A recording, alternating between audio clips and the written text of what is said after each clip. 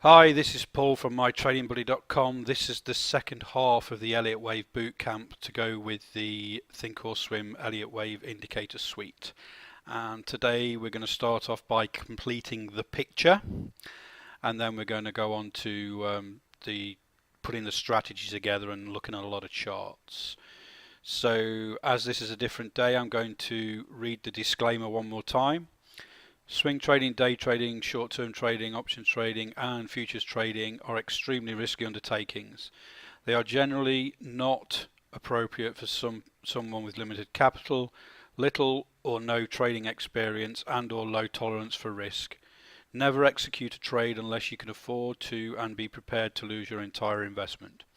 All trading operations involve serious risk and you can lose your entire investment. No trades or recommendations or advice, and we cannot be sued for loss of capital. All trades are for educational purposes only. Contact your broker or RIA for execution, margin and other capital requirements. Everyone watching this presentation adheres to all disclaimers on optionshacker.com, alphashark.com and mytradingbuddy.com.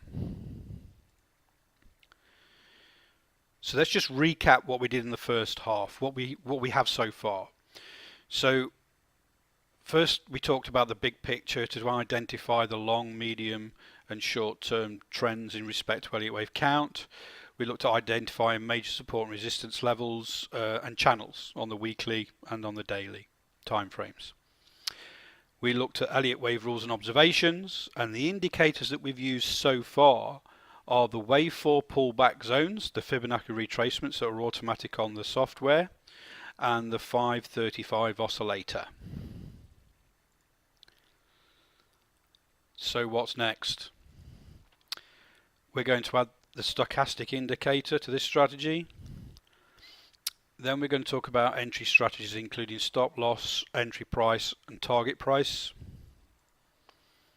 the risk to reward, and then trade management.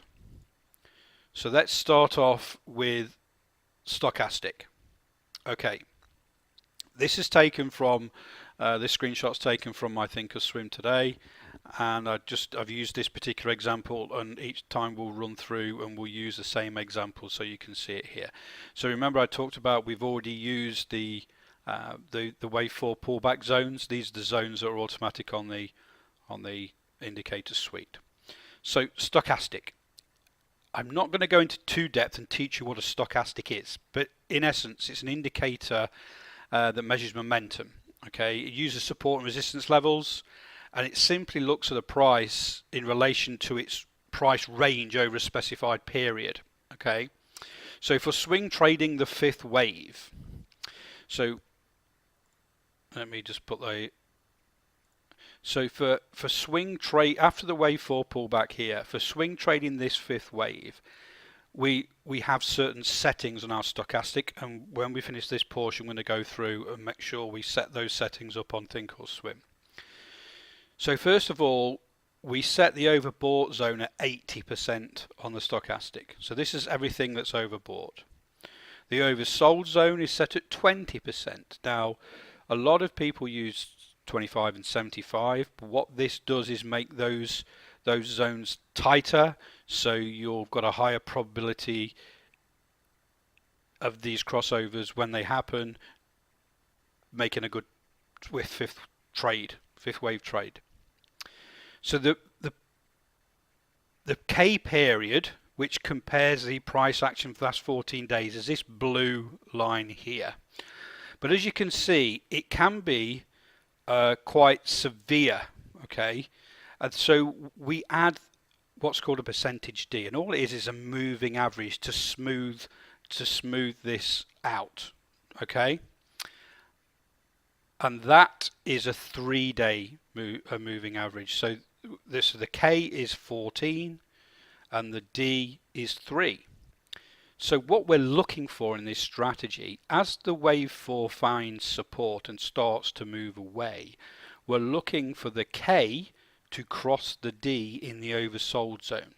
Okay, so as you can see here, the first time it attempted this was actually outside the oversold zone, then it came back in, and then it crossed over and kept on the left hand side of the D all the way up.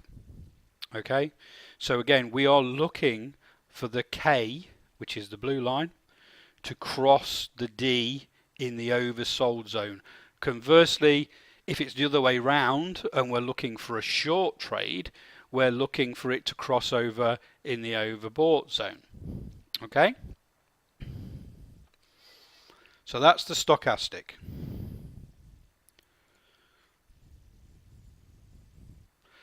Entry strategy. So we're going to build this entry strategy up now, starting with the stop loss. So the stop loss is usually a few cents below the wave 4 low. Now this depends on the price.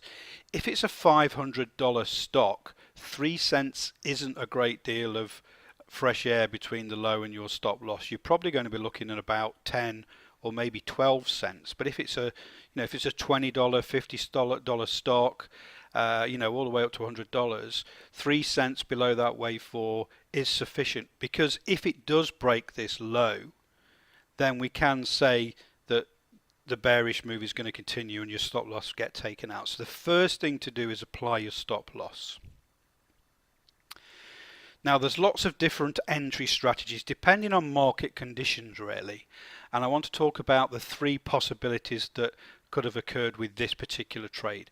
So the first one is the most aggressive. You can see the channel for this, the wave 4 pullback here. It's quite a tight channel, and one could say if it breaks this channel, that this bearish pullback is over.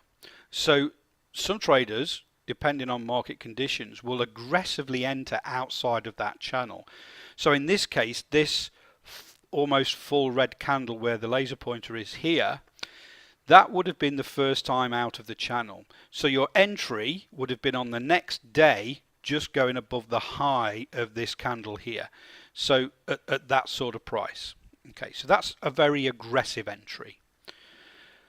The conservative entry, and the one that we use a lot on this, is on this built-in 6-4 moving average high. Again, it's the average of the highs of the last 6 days, and then it's skewed over by 4 days. So if you can see here, this is the last day of data for this chart, but you'll see the moving average continues 4 days into the future.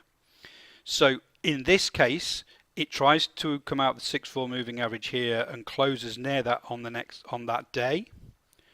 The following day then, the entry would have been 1 or 2 cents just above the high here.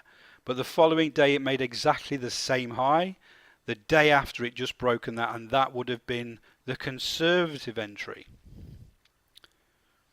Trevor. Okay, so it's 14. K is 14 and D is 3.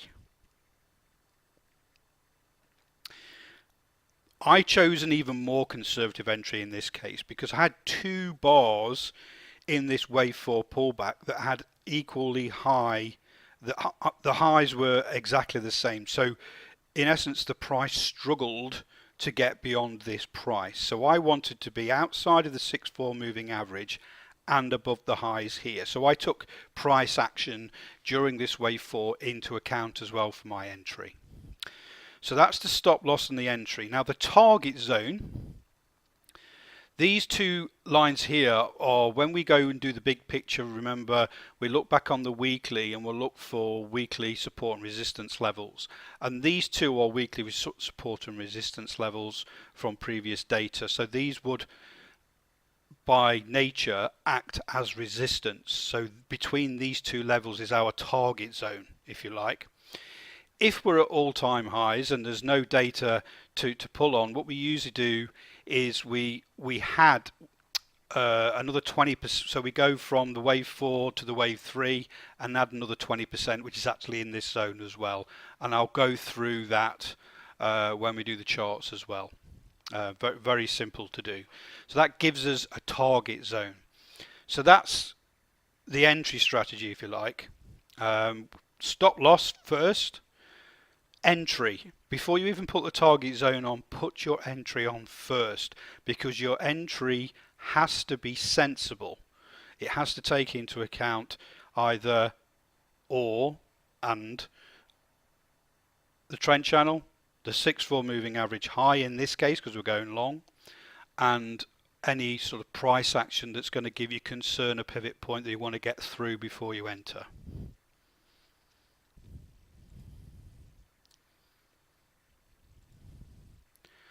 Okay, so now the risk to reward. Same chart, I just put in on the risk to reward now to explain it. So I only ever risk 1% of my trading account balance on each trade. So the difference between the stop loss and the entry is one whole 1%. So if the trade comes back against me and takes me out at my stop loss, I have lost 1% on my trading account balance. Conversely, the minimum reward I must have in a trade is 1.6% minimum reward. So a risk to reward of 1 to 1.6.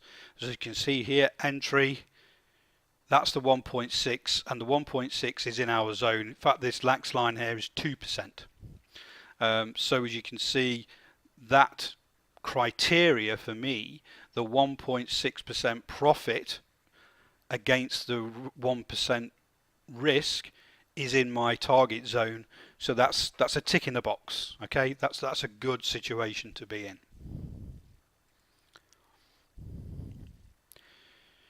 So trade management, it's for two things for me.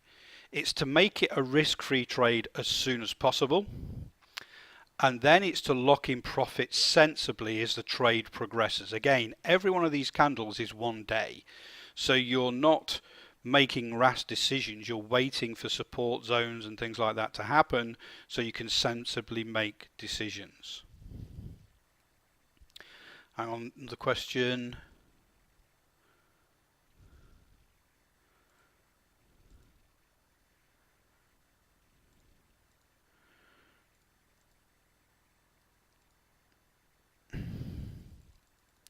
Well, no, you're going to put your entry line where you want to enter the trade.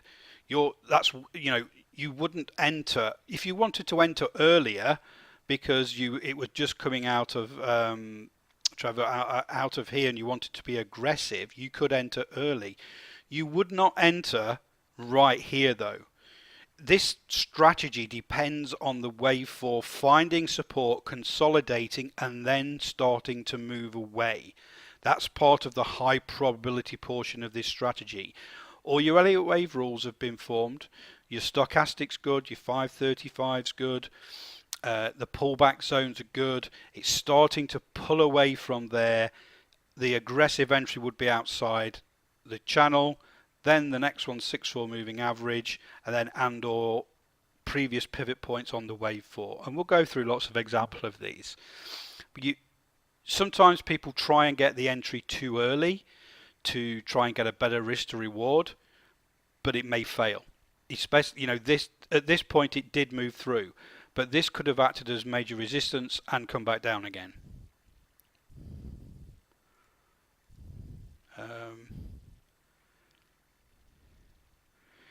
Yeah, a break above the moving average here, the 6-4 moving average. That again is your conservative entry there. Again, I chose just to be a little more conservative and go here. But usually, and this is why I've pre-built these on the indicator suite on Think or Swim, is that is a good sensible entry point when it breaks through. But again, this one failed to break through that day. The following day, obviously on price action, then you wouldn't go in until you got higher than the high of this day when it attempted to. So you would go in on this day just here. Not a much difference in price, it's just confirmation that it's beaten that high when it tried to get out there. So trade management then.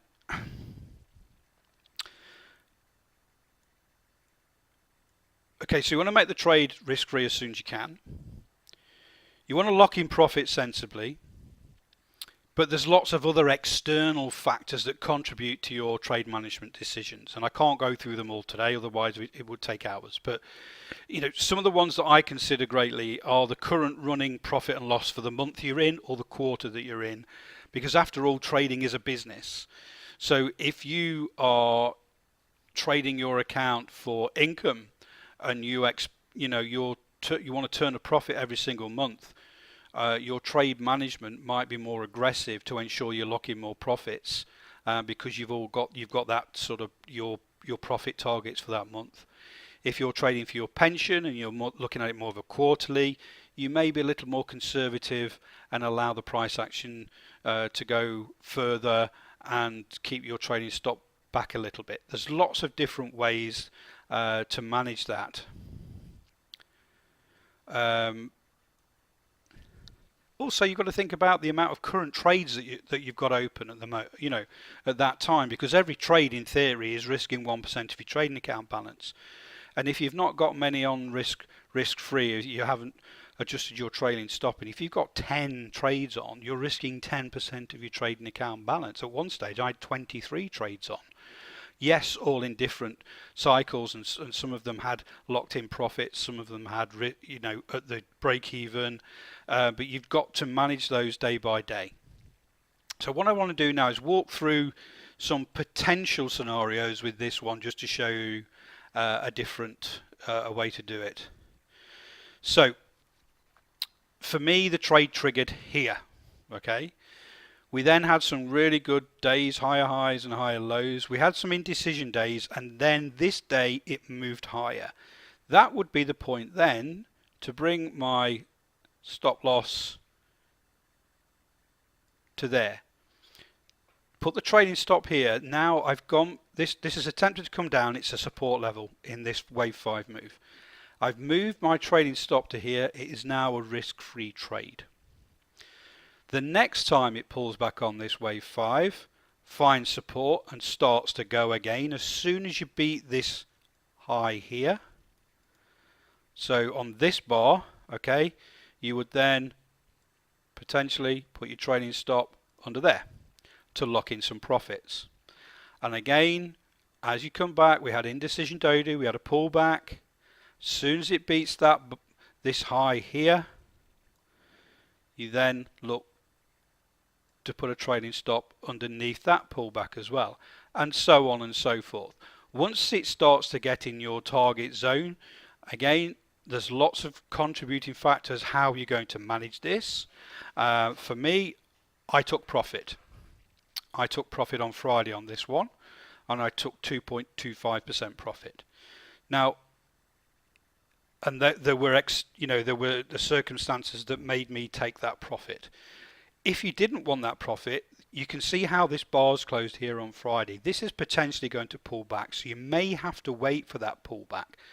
But also, you can see your trading stop here at the moment. If you extend that now, you can see that for Monday's bar, it's right on the 6-4 moving average low. And this is why we put them both on, because this is a good way to adjust your trading stop each day just below the 6-4 moving average low, if that makes sense. So there's lots of ways to do it. A lot of it is on price action, finding support, pulling back, and then a more conservative way is just using the 6-4 moving average low, just a couple of cents below each day, and adjusting your trailing stop with that, because that is a really good way, and that's why I've included it. Okay, it's entry for shorts, but it's also now the levels for your trailing stop. This is a daily chart, and we're going to go on to some live charts and go through all of these. So each candle's a day. So you wait for the day to close. Okay, this was the critical point here. We had two highs at the same on these 2 days. We then pulled back. We then broke the high on this day here. On this day. So once this day has closed, then this trailing stop here would go on. Okay?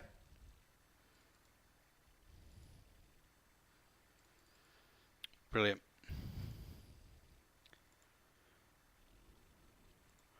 Let's get rid of all those. So, any questions so far? I know we've had a couple as we've been going along. So if there's no questions,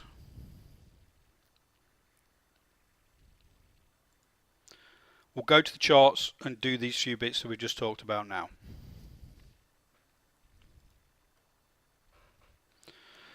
Okay, so this is Twitter as we stand at the moment. And all I want to do is concentrate, not the full big picture, just the things that we've just done today. So that's the stochastic, the stop loss, the entry, potential target, the risk to reward, and the entry. Okay? So first of all, as you can see, this is Twitter on the daily time frame. It's pulled back in the oversold zone. It's come back out again. The K's crossed the D here. It's come out, and then it's come back in again now. So we're looking for that to cross before we'd look to enter. But again, we had this very there's low volume on Friday, very small price action. So we're still waiting for this wave 4 to consolidate at this support level and start to move away. But I want to use this as an example because I think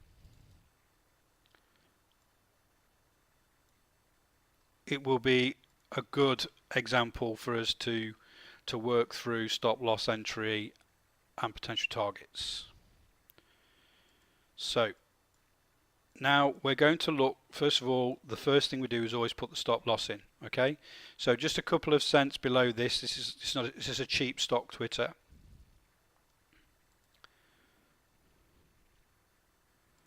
So stop loss down here, just a few cents below the wave 4 low for now,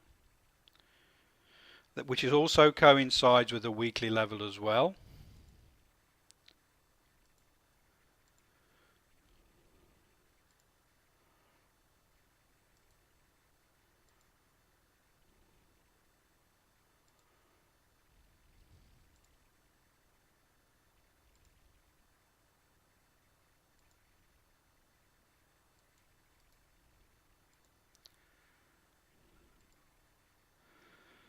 So I just want to change that to red.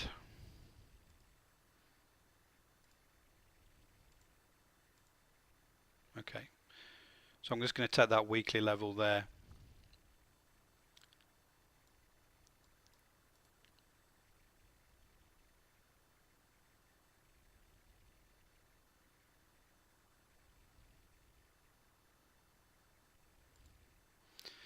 Now entry, I think we have to look at the 6-4 moving average here for Monday's bar position. Also, we look at this consolidation zone here. So we need to be above this high.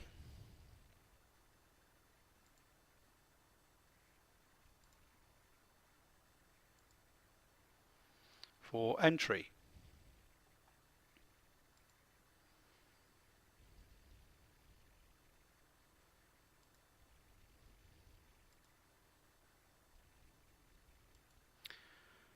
Edit the properties again. Let's turn that green for go. Let's just extend that off to the right. Okay, so that's our entry for Twitter, around about 1781. So again, for Monday's bar position, it's outside of the 6-4 moving average high, also above the high of this particular bar during this consolidation zone here. So this is a good entry, okay, for Monday. We then have to look at the target. The only weekly level we've got at the moment is this one here, and that's really close to the wave 3. So we have to consider this, but then we also have to consider the 20% rule on top of the wave 3. So how to do that is very simple. We use the fib extension. We go from the bottom of wave 4 to the top of wave 3. Click again. Bring that down to the bottom of wave 4 and let's just do it there. Click again. We just need to obviously just change the properties because we want 120%. So let's give rid of the 0.9 and that put that at 1.2, and we'll change that to light blue because I always do that for my targets. So that's where our potential target is for wave 5 at $20.50-ish. So now we can do our risk to reward because we've got our stop loss, we've got our entry, and we've got our target. We also have to keep in mind this $20 zone as well, which that's previous. That's always going to act as resistance. But with the wave 5, once it starts to build momentum and we've entered at the right time, we're always looking to make a higher high than this wave 3. So we use the fib extension tool again this time to do our risk to reward. So we put it on the stop loss, click, entry, click, and then just bring it across to there. So you keep it at the entry. Now we need to adjust this and just put 1.6 on there. So let's just right click, get rid of the 1.9, put 1.6 in there, and let's give that a yellow. Okay, so as you can see, my 1.6 here is just below the potential target zone. So let's go through this again, and this is just what we've covered today. We've had the stochastic, it's just about to turn over again, and you will see on Monday if we start to get a bullish move on this, that will cross over again and that will be good. Our stop loss is a few cents below the wave 4. Our entry is outside of the 6-4 moving average, the blue line here for Monday's bar position, and it's also above the high of this red candle here during this consolidation zone, because again this is a zone where the price consolidated and we want to make sure we're above that to make sure we're entering through into the trade. So let's just draw on, the trade we're going to do is from the entry here, and that is our target, but our minimum risk reward of 1.6 is just underneath there at 20.36. So at the moment that's good. Okay, so we've gone through that first section now. Now we're going to try and put it all together and put a strategy together with everything that we've used before. So Michelle, why didn't I choose this consolidation zone to enter? Again, when we discussed this, it's got to be above the 6-4 moving average high really to make sure we've started to move away from this and we're back into the main bullish move. If we entered at this price here on Monday's bar, we would not be outside of the 6-4 moving average high. So it's a less probable trade. We need to make sure we've got that momentum moving, and we've still got good risk to reward there of 1.6. so in essence it's just a bit too early if we go just above this zone. This zone's better because we're outside of the 6-4 moving average high. Obviously if this goes sideways over the next few days and the 6-4 moving average comes into play for a lower entry, then we may consider that. Okay, so let's put everything together. Everything that we learnt in the first half of the boot camp and all the things we've just done now.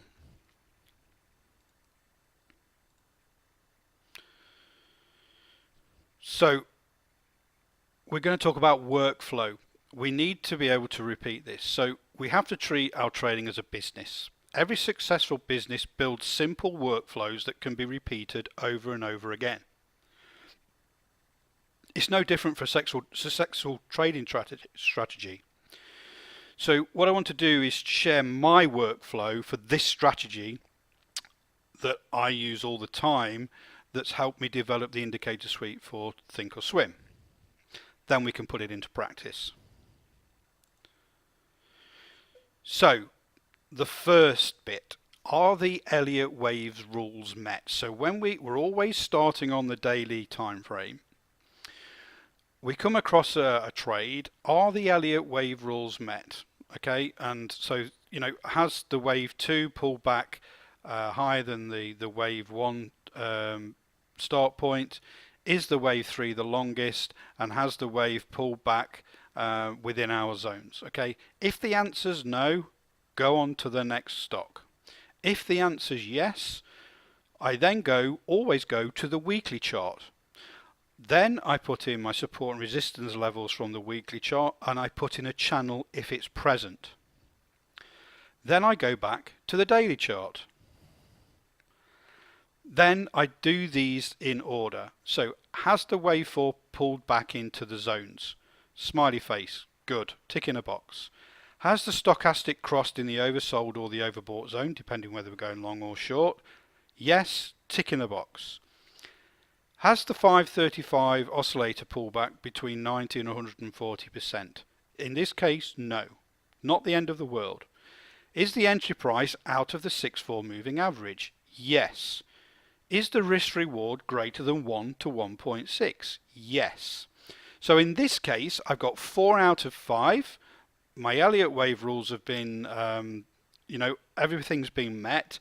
This is still a high probability trade. Okay. Now, the only one that you can only have one in the red, but the only ones you can have in the red are the oscillator or the entry price. You've got to have a risk to reward, you've got to have the stochastic crossed over, and you've got to have the wave 4 pullback in those zones. There is no negotiating with those three. The only two you can have, and only one of them in the red, is the oscillator or the entry price. So, give you a scenario. If you want to enter aggressively before the 6-4 moving average blue line outside of the channel, which we just discussed earlier, the 535 pullback has got to be within the 90 to 140%, because you can only have one sad red face in your strategy. Hang on a sec.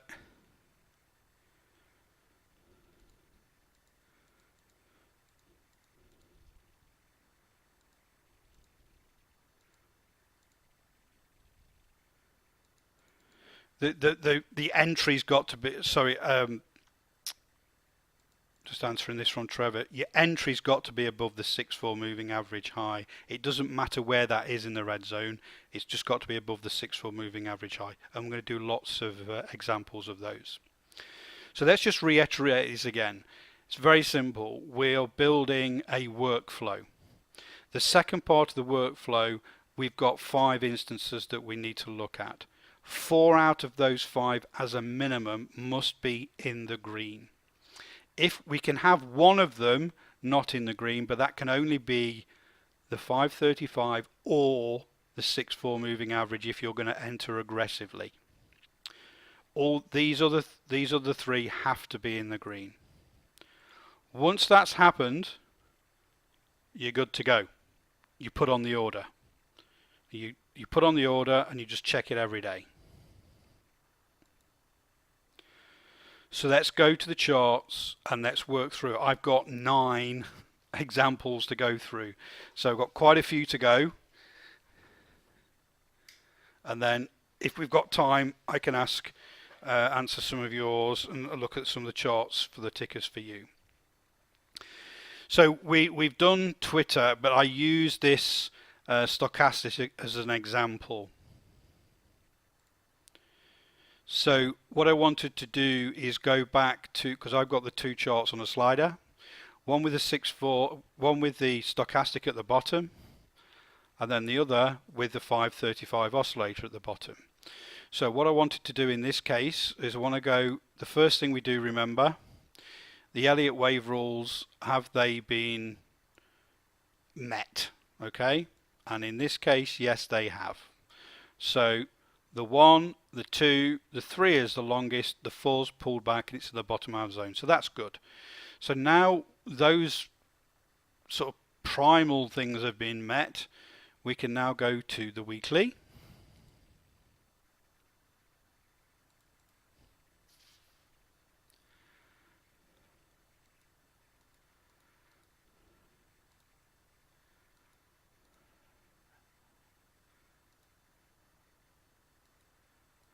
Now, I never take the trade towards the end of the day, Michelle. I always wait for the the day to close, and then I then put on the order, and I put a stop limit order on, so in case it gaps, because I don't want to be taken in at the gap price.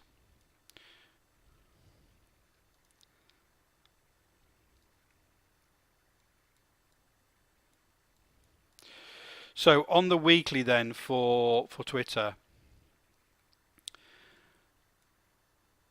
you see the 120% mark here is very close to this high on this pivot here. I've put in some of the lower pivots here to help me as well. You're on the right one, yeah. So as you can see now, I've got a big weekly level here, and everything's already done. I've just pre-done this one. The next ones we're going to have to draw them in. I just wanted to go through one quickly just to show you how the process. So the next thing we do is the wave 4 pull back into the zones. Okay. And again, on the indicator suite, it's already built in for you. So there's not a lot of work to do there. You just need to do the visual check. And at this moment in time, it has pulled back into the red zone, the last chance saloon, and it's finding support at the moment. The next thing, and we've just seen it on the other chart, the stochastic has crossed in the oversold or the overbought zone. That's good. The 535 oscillator is right at 140% now, so it's still good for now.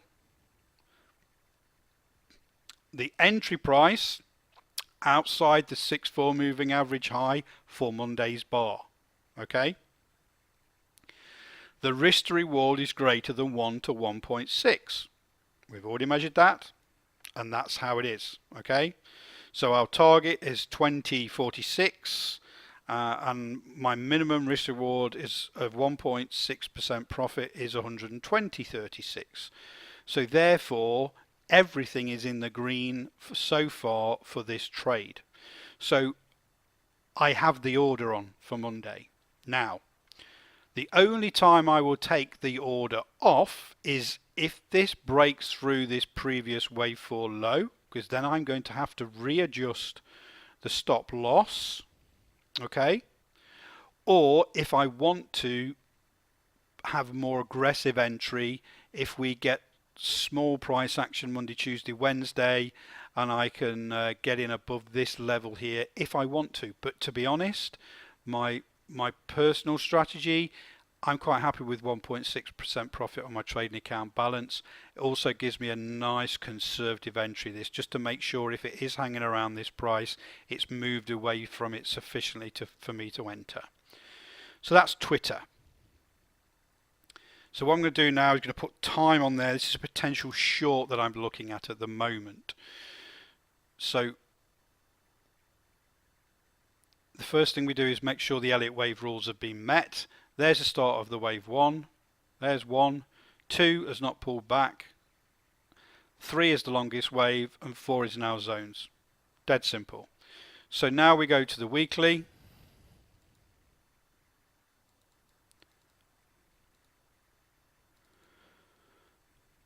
Let's just make this a bit bigger.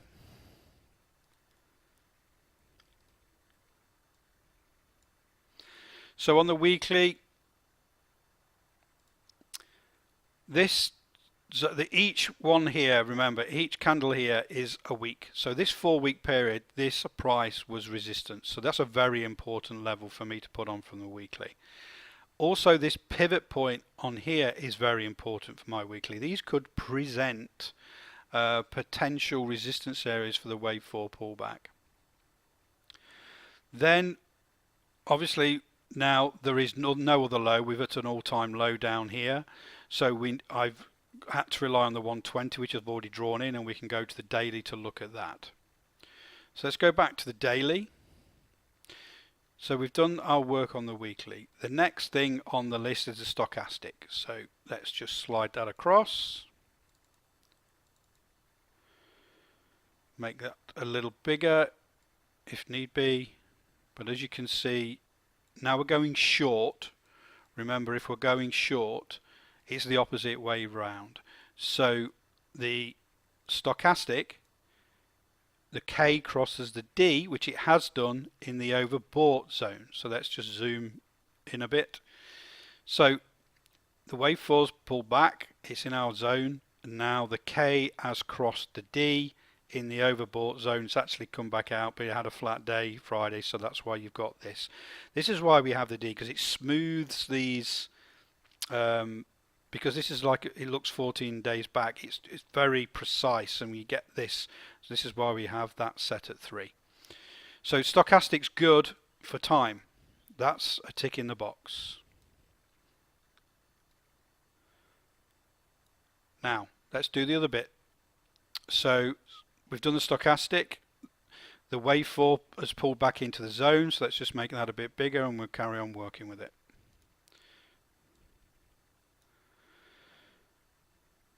Okay, so now what we want to do,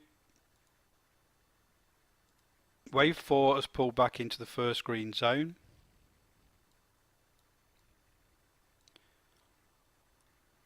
The next thing, we've done the stochastic, the next thing we want to do is measure the 535 oscillator. Okay, so we covered this last time, we're going to do it again. Repeating is important. So we go from the highest point on the cross section for wave 3. Again, we're talking a bearish trade this time, so it's down here below the 0. We click on the high point, we go to 0, we click again, and then we come back to 0. And as you can see, the pullback is it's well in between the 90 and the 140%. So that's a good tick in the box there as well. Okay, so now we've got to work on stop loss, entry and target.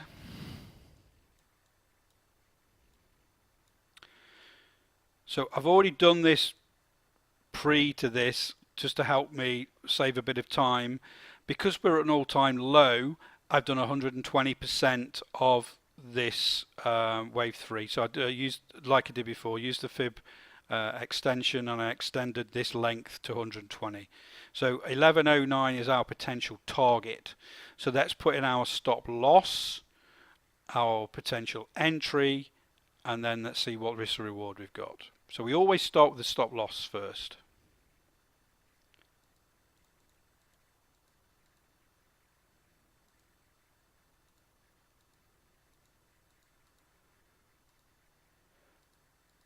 Trevor, are there any conditions after entering the trade you would consider getting out before the target? Yes, there's lots of instances. Again, there's the trade management. There's so many questions you've got to ask yourself all the time. But one of them is this type of strategy. It takes between, on average, 7 to 20 bars. So if you're on a daily time frame, you're swing trading off a daily time frame, you should hit target between 7 and 20 days. If you start to go over and you get 23 days and you're not at target and it seems to be running out of juice and the volume's dropping, you do what's called a time stop.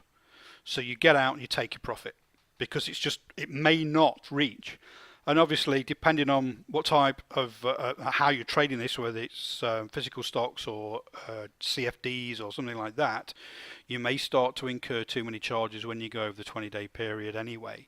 So you might decide it's better off, rather than waiting, to either adjust your trailing stop very tight, or in fact get out before it reaches the target. 80% of the time it reaches the target, but there's always that 20% where you have to time stop or just consider getting out early, because then you can free up that risk for another trade that's got more momentum. So let's get these stop loss entries and everything else on there. Okay. So stop loss, just a couple of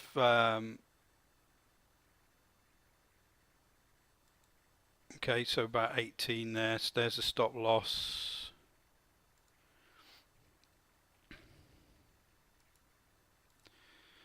So let's change that to red.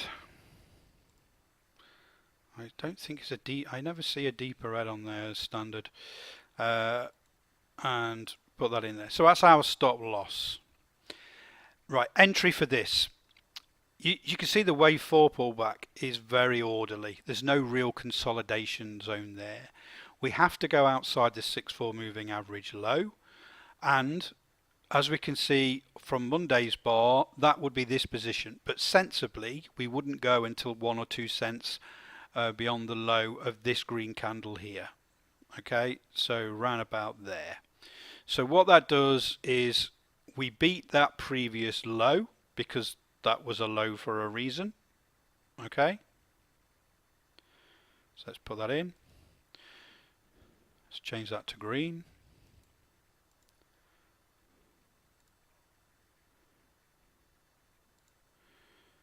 This all may seem a bit anal, but I just do the same thing every time, because it's all about repeating the same workflow all the time. So we have a stop loss. The entry is just below the low of this day, which for Monday's bar position is way outside the 6-4 moving average low. So we've got a nice conservative entry, reasonable entry below this low. It makes sense. So now we have to do a risk to reward between our stop loss, entry and potential target.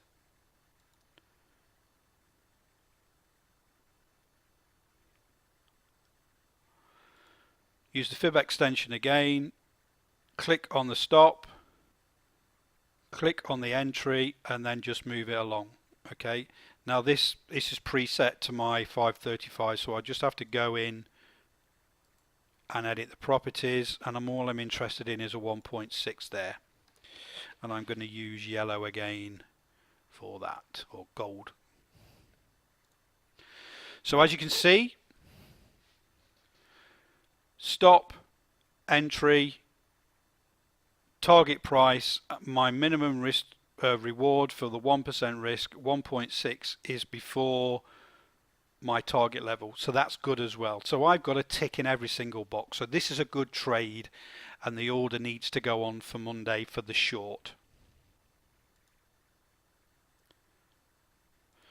So does that all make sense for that setting up that particular short trade? We're going to do quite a few more. I just wanted to make sure that we've gone through the whole process from identifying a potential trade, looking at the Elliott wave rules, that's okay. We go to the weekly chart, we put in our weekly levels, we then go to the stochastic on the daily chart, make sure that's okay.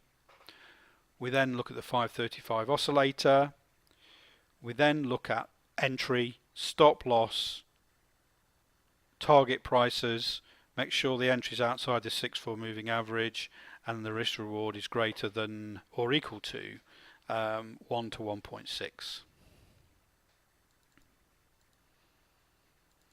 Okay, so let's go on to the next one, which is Apple.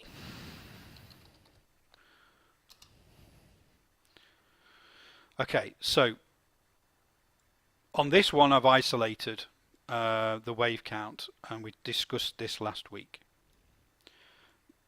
So let's just understand why I've done that first before we go to the weekly.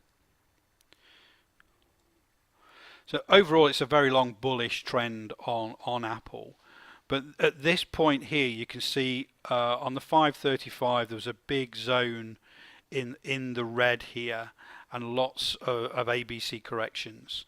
So then to come out of here and start moving away, we've had the 1, 2, 3 and 4.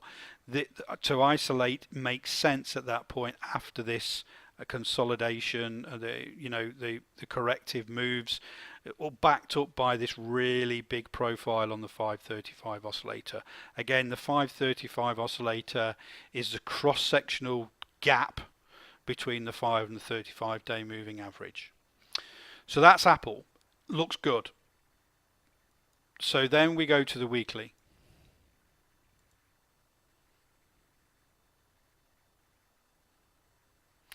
So on the weekly, I don't really need to zoom in.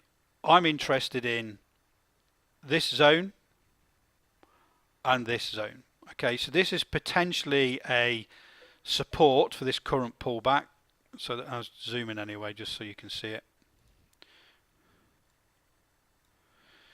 So we're pulling back at the moment. So where is some obvious supports on the weekly? This point here. Okay, 3 times it's tried to get through this price and it failed at this point. So this is important level, and also this one as well. So they're the only things I can do on the weekly because it's been at all-time highs. I can't do anything for targets. So let's go back to the daily.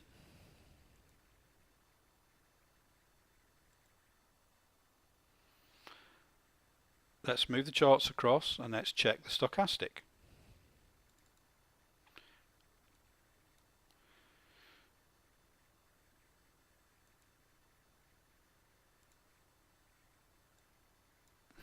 Okay, so let's make the stochastic bigger just to make sure. So you can see now the K has not crossed yet.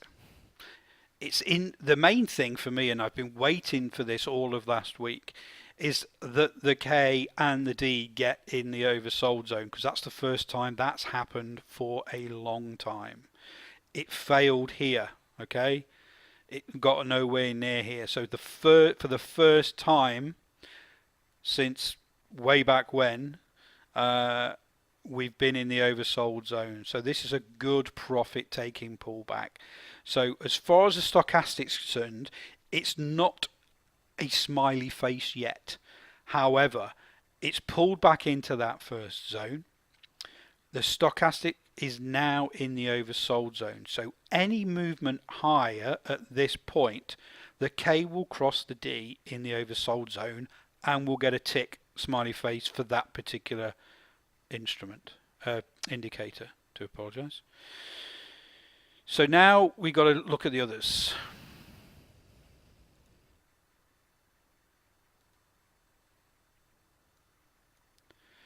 So one thing we have to note here is the 535 has broken the 140%. Okay, but it's one of the indicators that can fail to still make it a high probability trade. Okay, I still think this is going to pull back further. So at the moment, we've got to start building our watch list with these types of trades. So Apple's on the watch list. We're waiting for that stochastic to turn. We're waiting for this support to be found. To be honest, I think there's a bit more of a sell-off on this due. So it's very hard to put an entry on this at the moment. You know, potentially it's going to be above this consolidation zone here, but not yet, because the 6-4 moving average doesn't allow that. So, you know, all we can say at this moment in time is we've got a weekly level right in our yellow zone here. This is a high probability support level for this wave 4 pullback.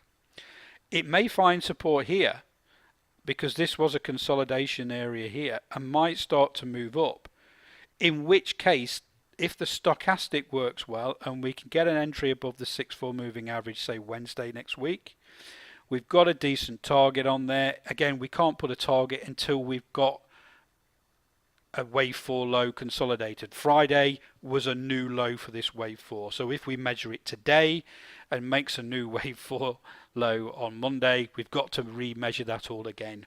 We need consolidation and move away from that level.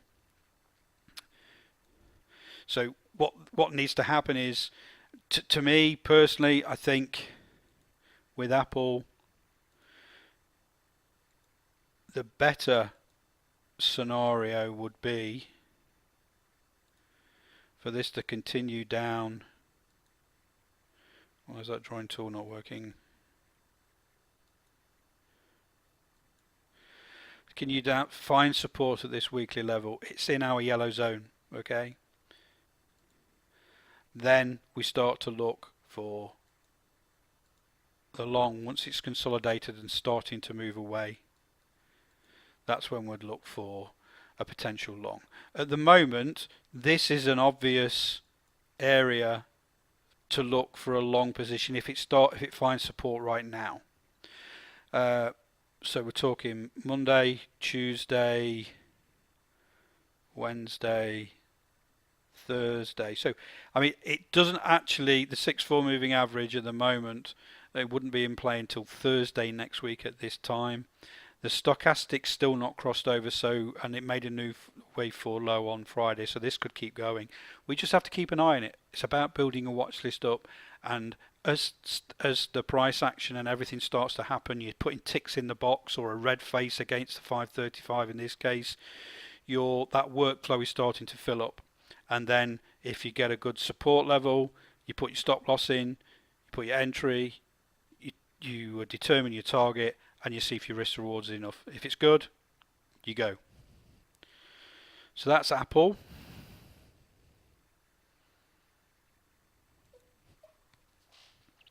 So the next one is FBR.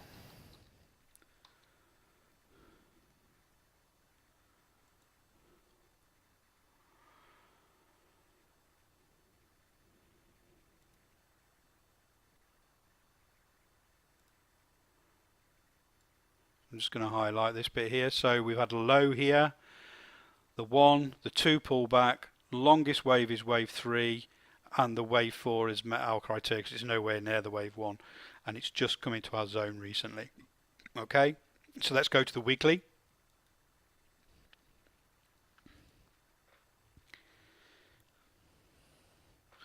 So with the weekly, I put some zones in here, so let's just let's have a look at these.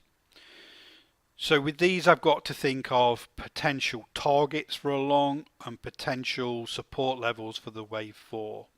So got consolidation here. Each candle is a week, so we've got some consolidation here. So the high of there is one potential target for the wave 5. We've got this support level here, which is also support at the bottom of this consolidation. So this is a big price here. So that's another potential target for the wave 5. Now, again, we've got 3 weeks attempting to get through this high, so that's a good support level for the wave 4. And if that fails, we've got another one here where all this consolidation is here, here, and here. So that's the weekly. Is there a channel? There is a channel. I'm going to put it in. And we discussed this last time. So we've got the channel there and there. Okay, let's just get that off and I'll just discuss that. So from the lower point here, we've got some support 3, 4, 5 times here, and this is a weekly chart, so this is a strong trend line. Then we've got all this resistance at the upper trend line, but more importantly for me, I've got this resistance on the center line, support here, resistance here, here, here. So, you know, these are going to help when we go back to the daily for potential target zones, because we've got this big level here meeting our upper trend line for the channel here. So that's a really good potential target zone here. So let's go back to the daily. And let's zoom in a bit. In fact, let's go to stochastic first before we do that.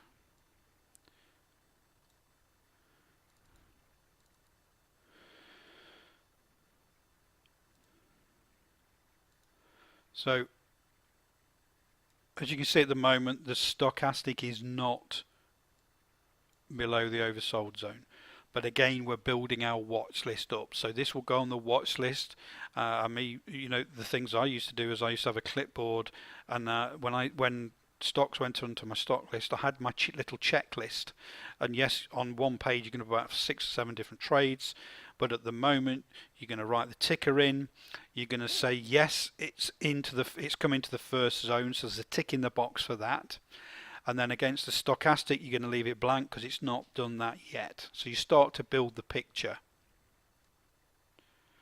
So then we want to go to have a look at the 535. So zoom in there. So 535 has not pulled back yet. So that's another one on the list where you've got to wait for that to happen. But the best thing is to find these trades early enough so you start to build your watch list, because some of them, the setups may fail, but the idea is to keep putting these in and keep building your watch list, and check after the close every day or before, you know, the previous day's close on the day before it opens and see how this is progressing. Is the stochastic there? Is the 535 in the right zone yet? Where is the pullback in regards to those three zones? So it's just building that picture all the time, and that's important, because not every single trade that you find is going to be ticks in the boxes all at that right time, because the odds of that are quite astronomical. But there will be times when that happens. But you've got to start building your watch list. So let's just have a look at these. Oh, blimey. Okay, so does the stochastic have to cross in the oversold area before going long? Yes, it does. That's one of the rules set in stone. If you are late to the trade, would you consider taking a trade if the price pulls back during the wave 5 move? It depends how late to the game I am, really. There are other strategies. So for example, if it's in a fifth wave trade, I think we've gone as far as we can on this, so I'm just going to go back and show you an example now on NLY. So if you're a bit late to the game, it's a good question, because you don't find them all in time. So if you're a bit late to the game and a wave 5 is already on its way, you've got to wait for a pullback. It probably won't pull back to where the entry that you wanted, but what you've got to do is think, right, okay, we're finding some consolidation pullback. What does it look like on a 60-minute or a 15-minute chart? Can I get in when it goes above this high again here? So let's go down and have a look at the 60-minute on this wave 4 pullback of wave 5. Sorry.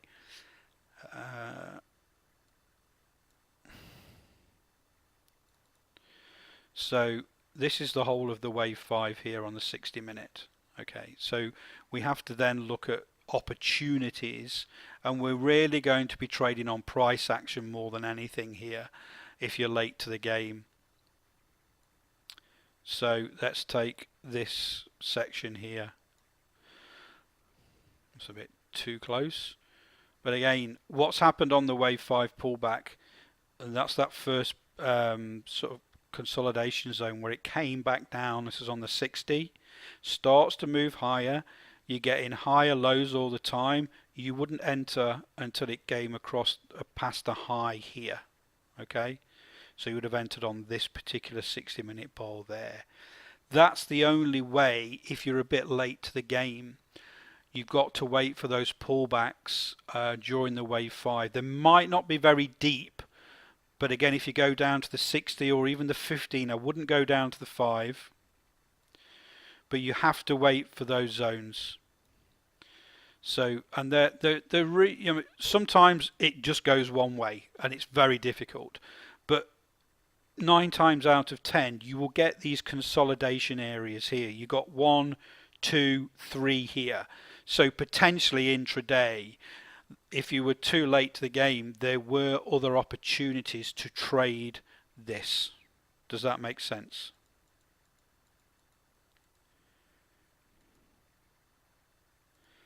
Okay.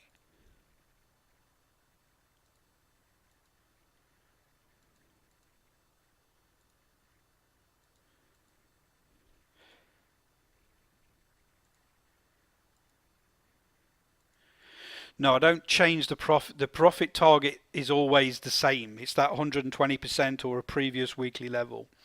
I don't. When there's a pullback, I don't change the target at all. The only thing I would do is potentially move the trading stop once we've started to move away from that pullback during the wave 5. Okay, I wouldn't adjust the profit target at all, because that is the profit. Remember, you're trading off the daily time frame, and that's the target you want to get. It may not achieve it 20% of the time, and it might take your trailing stop out some of the that 20% of the time. But in this case, I took profit. It reached my target. Okay, so I took profit, and that was 2% on the trading account, or 2.25% on the trading account balance. So it reached target. I took that profit at that time because I've got a monthly profit and loss to consider, and June is a slower month for me than previous months, May and April.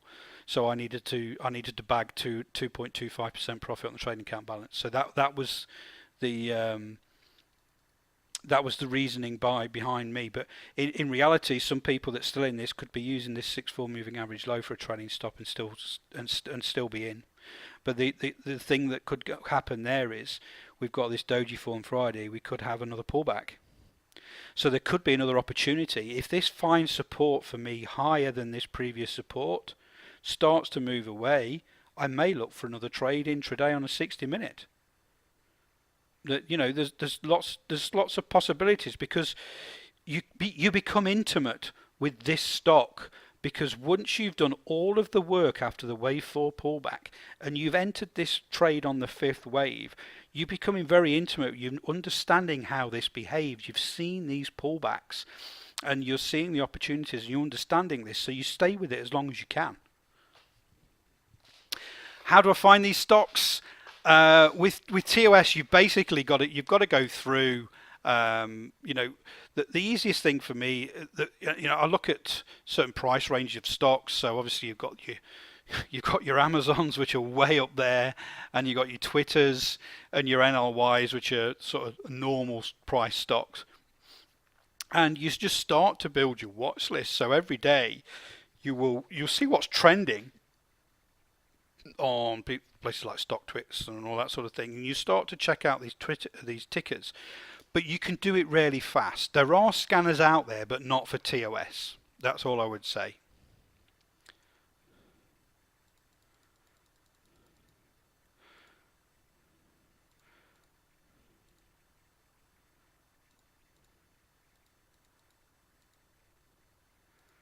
You're welcome, Trevor. Yeah, no problem. I'll try and answer as many questions as I can. So we've done FBR. Let's have a look at ARCO now. Again, like I said, with this, producing this workflow and this strategy, it's about repeating it over and over again, doing the same thing.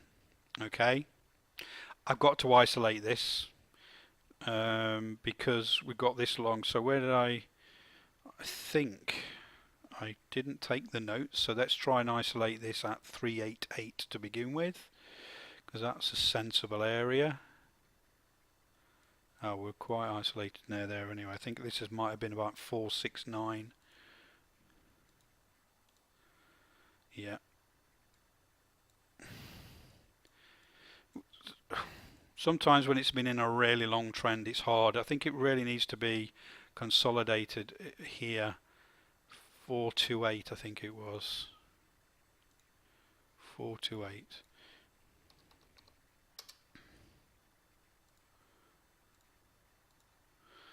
Okay, so I've actually made some consolidation lines, and this isn't setting up. So it's one of those things that then doesn't meet your criteria. I'm just going to zoom in a bit here. I just want to make sure that I'm consolidating at the right point. Yeah, I think I am. This is a very corrective phase here. Then we've had the 1, the 2, the 3, the 4, the 5, and now we've got a potential downtrend here. So again, I've put this on my list. I've had a look. I've tried to isolate at sensible levels to start the wave count. Okay, and this is a big corrective phase. So we could, even if you started it here or here, the 1 and the 2, the 3, the 4 would be the same. But now obviously this then, because this low point here has breached this wave 3 on the previous, this is a downtrend now for ARCO. So again, how to build your watch list. Something looks reasonably good, or you hear some news, StockTwits, Twitter, wherever it is, quickly put it in, make some sensible choices on isolating the wave count. If it doesn't pan out, it doesn't pan out. And you move on to the next one, and the next one is KWEB.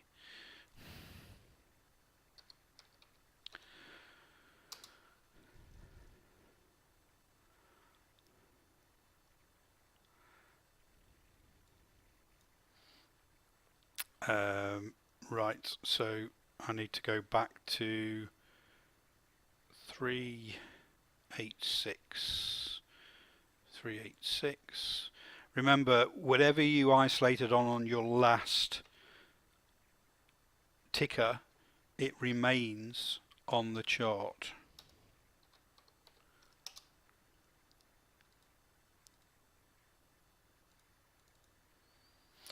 Okay, so what I've done is isolated at this low here. So let's go to the weekly. Sorry. So wave 4 has been met. Okay, so we've got this really roller coaster corrective move here, which is there's no wave count at all. So I've isolated here because what's happened is it's moved away in one direction in a trend. It's recognizing there's a trend there. It's moved past this point. So that's that's the easiest way to look at isolating a wave count really. So let's go to the weekly.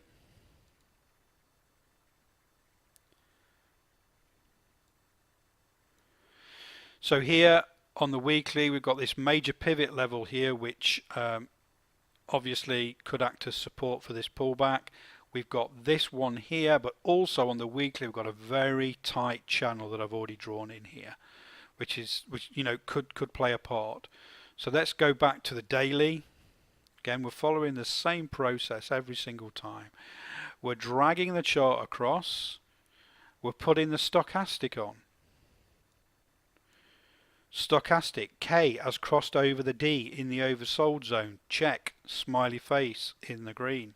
We're just into this first level as well at the bottom of the weekly channel. Always think in your mind that could be support. This could be quite a shallow wave 4. Where's my entry going to be? Always in the back of your mind. So let's then go down to the other where the 535 is. So the 535 between 90 and 140%, check, smiley face, green tick. Okay, that's the next one. Looking good so far on KWEB. Is it in the zone just? And we're talking, it has ventured into this first green zone. But like I said, we also have to consider this channel's been very tight and it's been tested quite a few times and then pulled away and gone north again. So the wave 4 could in effect be over. Ideally, we'd want it to come a bit deeper. We'd like for it to come to these weekly levels. That you can see here, major consolidation at this weekly level, and here as well, major resistance at this weekly level, and still within our zones. So to break out of this weekly channel, that's not a bad thing, because then the sell-off, the selling momentum's with this, and then it needs to find support at a previous weekly level. So this is what I'm really looking for on here.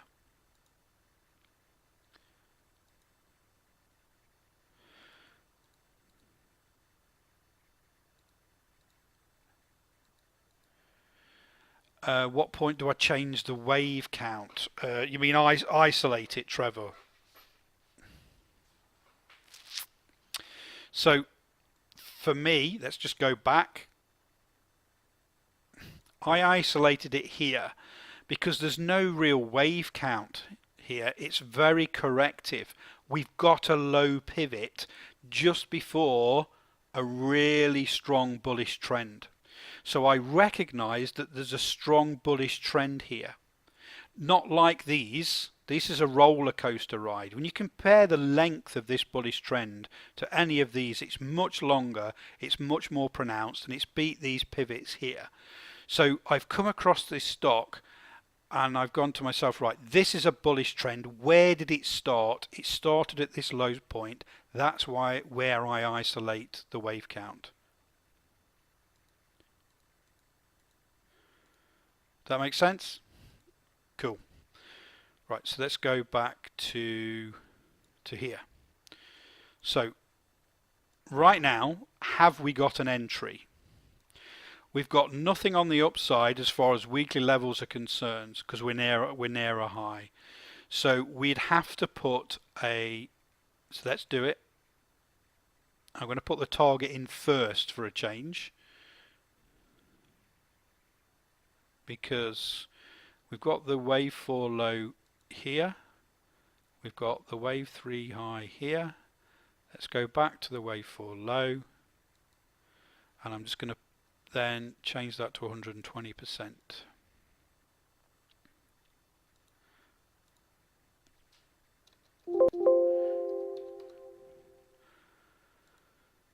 Targets are always in blue for me. Okay, so there is a potential target.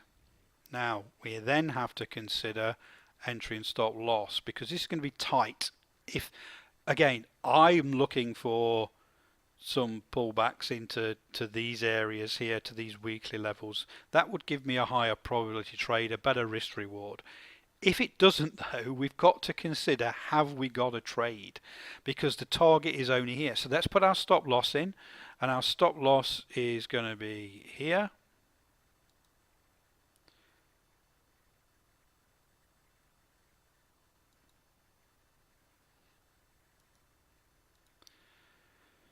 Let's change that to red. Now entry is going to be difficult. The 6-4 moving average is quite high. We'd get no risk to reward there whatsoever. So if we decided to ignore that, remember our other indicators have to be in the greens. Stochastic is, 535 is, the wave 4 pullback zone is, so the only thing that wouldn't be at the moment is the 6-4 moving average, because we need to go above this pivot point here in this consolidation zone. But even then I don't think we've got enough risk to reward. So that's our potential entry. We can't enter any lower. It makes no sense.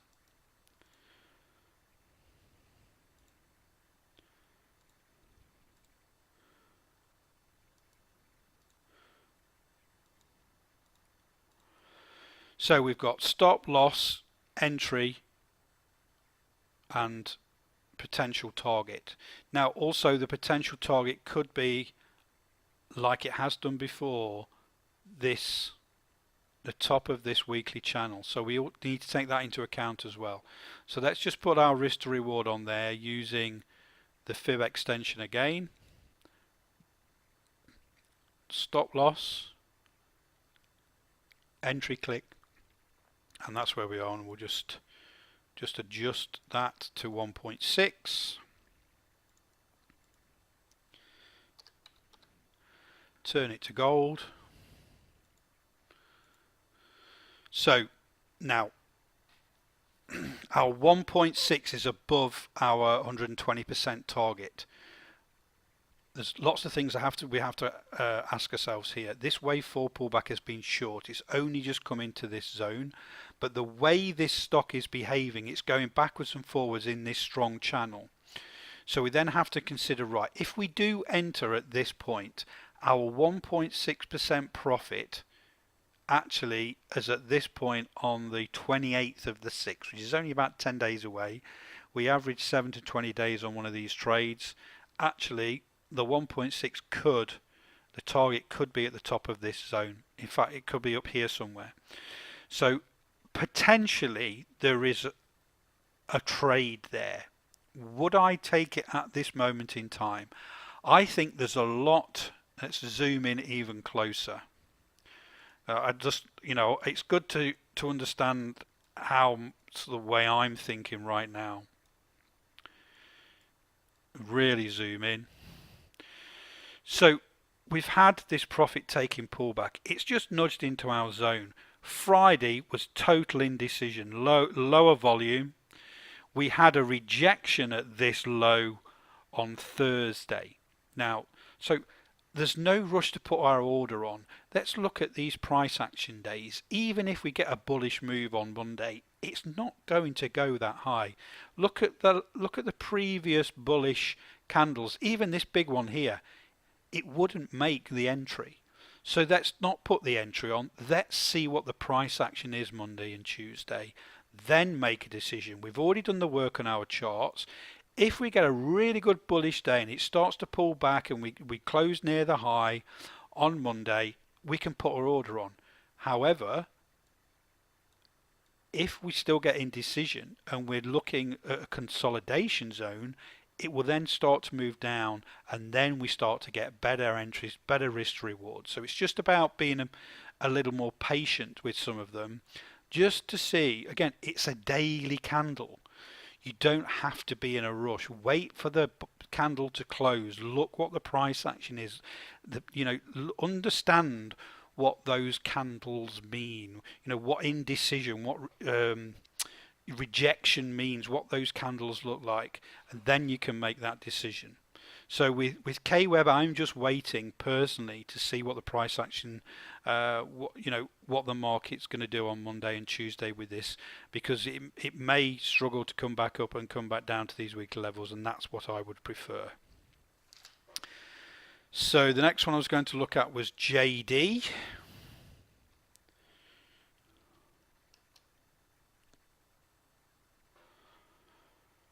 So 1, 2, 3, 4.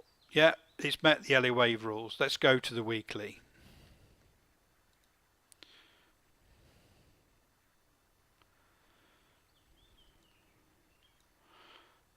Let's zoom in a bit here. I think that will do it. So now we've got to look at this potential level here for support for this pullback. Okay, so let's draw that in. We're going to get no help on potential targets because it's all-time high recently on that wave 3 on the daily. We've got another one here. I'm just thinking of the gap on the weekly as well. We've got to see where these zones are on previous price action as well. And that's right on the gap, isn't it? Yeah. Okay. So these are 3 main zones, the levels on the weekly. Have we got a decent enough channel? You know what? It doesn't look too bad. So let's just have a go at drawing it in. Sometimes, if you can't see it well, the best thing to do is to put it on, and if it's not meeting the criteria for a channel, which this one is,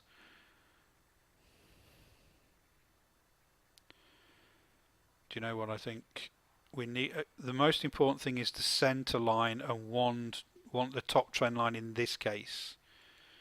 Let me just click that and then I'll show you why.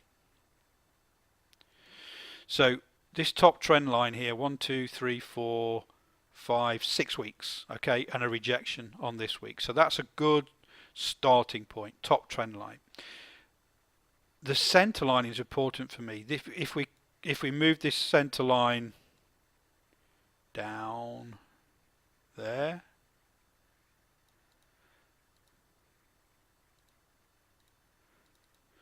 we can see the support here, resistance here, resistance and support, and then we've got this support at the bottom. So that's a good reasonable weekly channel that we can see, and then we've got our weekly levels on there. So let's go to the daily. Let's pull it over and look at the stochastic.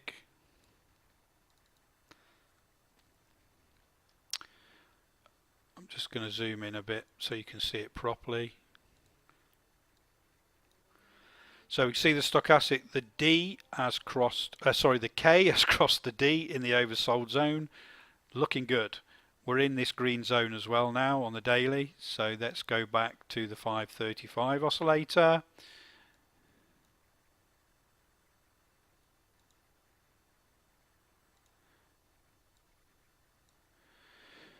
And zoom in on that one and then draw it in. I can tell it's good already, but it's good practice to draw it in. So highest point on the wave 3 cross section, click, down to 0, click, oops, and then back up and bring it across to the 0, to the highest point, sorry. And as we can see, it's between the 90 and the 140, so all is good there.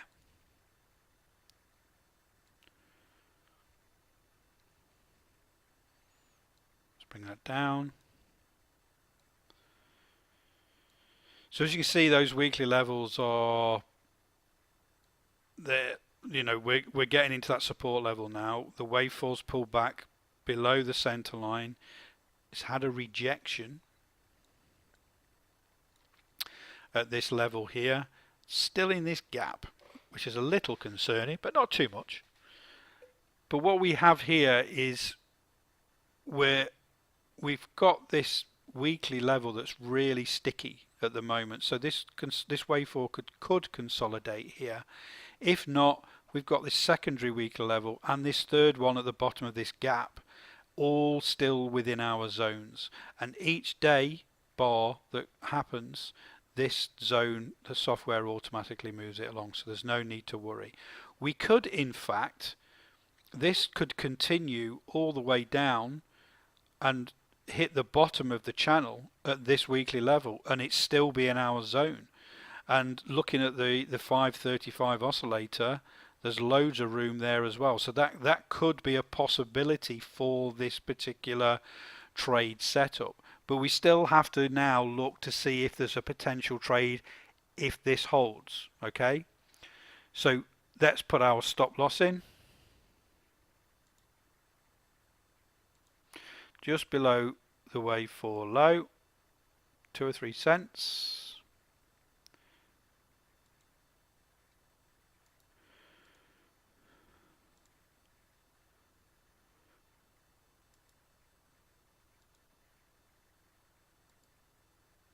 Red. Let's put our potential entry in. Now, 6-4 moving average high is quite high up, and that's because we've had these really big red bearish candle days. Then we've had the consolidation, then it's come back and it's had this rejection. So this is way out. So we have to consider a more aggressive entry above here. And I'm just going to put this line in here just to show you that this isn't going to work at this stage. It needs a deeper pullback. Let's just put that in green. But you need to go through this process. You need to go through the workflow and everything else, and the checklist, just to make sure that you're getting it right. So there's no other high, so we've got to do 120%. So we go from the wave 4 low to the wave 3 high. We bring it back to the wave 4 low and click again, and let's just adjust that to 120, 1.2, and that's blue. So this is our potential target. Meets the channel here very interestingly. Have we got enough risk to reward? Fib extension tool again. You use this a lot because you need to, you know, your 535, your target, and now your risk to reward. So we start at the stop loss, click, entry, click. We don't pull back this time because we want to extend, and then we see there. So let's just adjust that. Get rid of the 0 there, get rid of that, and just put the 1.2 in. Put that as gold. So you see our 1.6% here. Oh, that's 1.2. That's no good. I want 1.6.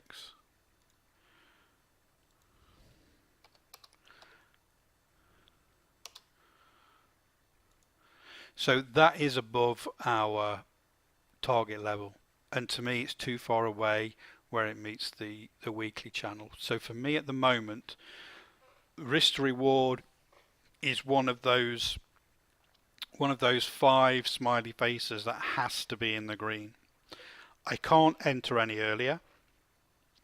I have to see if this finds If this consolidates at this point and starts to move away, there's not enough risk to reward in this trade, so I won't enter it. And it's simple as that. The only time I will enter this is if it comes down and tests this weekly level again, or even this one here, closes this gap on the daily, finds support, then starts to move away, then I'd be interested in looking at this trade. So this one's close, but the risk to reward lets it down, and that's purely because the wave 4 pullback's not quite deep enough, because your entry and your stop loss is pretty much set. Because to be honest, that's quite an aggressive entry because it's not above your 6-4 moving average. So that's a red face. It's a sad face. It's not a good tick in the box. So everything else has to be good, and risk to reward isn't good. So you've got to be strong and say no.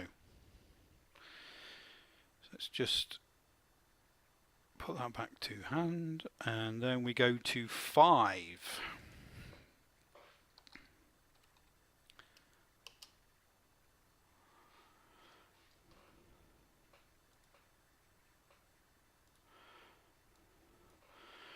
So massive correction there, okay, and then we start the 1, the 2, the 3, the 4. Our Elliott waves have been met, and it looks good.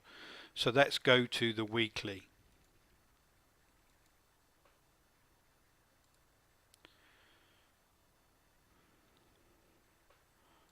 I think these will be the ones that affect it more than anything. So what I'm going to do now is put some levels on. Again, remember at the moment we are pulling back on a wave 4 on the daily. So we're going to be interested in some support levels, and we have this high here on the weekly, which is an important level because that's right near where we are now. Have we got any others that could come into play? I think this one's going to be too deep, but I'm going to put it in anyway.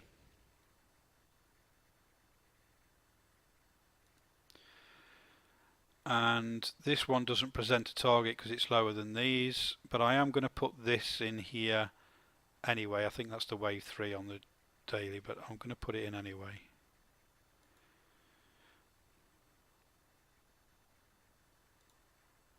There's no channel because we've got all this correction of on the weekly on the start, so it makes this just a high violent move here. There's no channel there that it's respecting. I just want to see, there is another high here. I thought there was. I just want to make sure I put that in because that may be a potential target zone for us, you see. That's an all-time high and a very important level.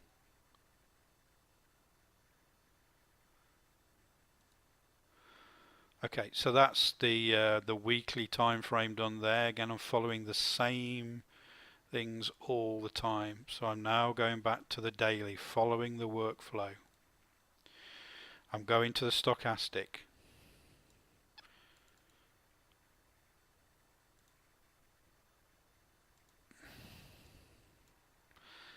Okay, so at this moment in time, the K has not crossed the D in the oversold zone.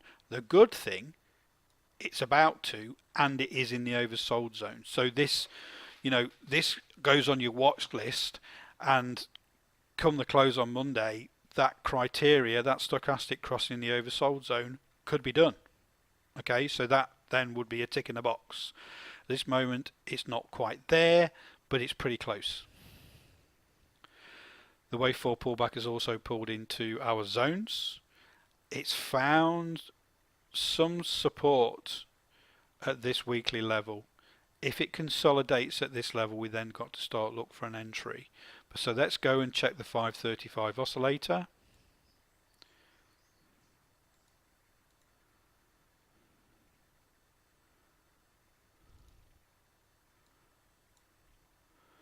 Looking good, but we'll measure it anyway. Ooh, it looks quite deep actually.